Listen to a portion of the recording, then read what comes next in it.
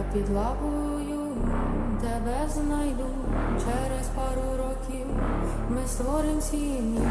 Я дам тобі свій телефон, візьми, будь ласка, мене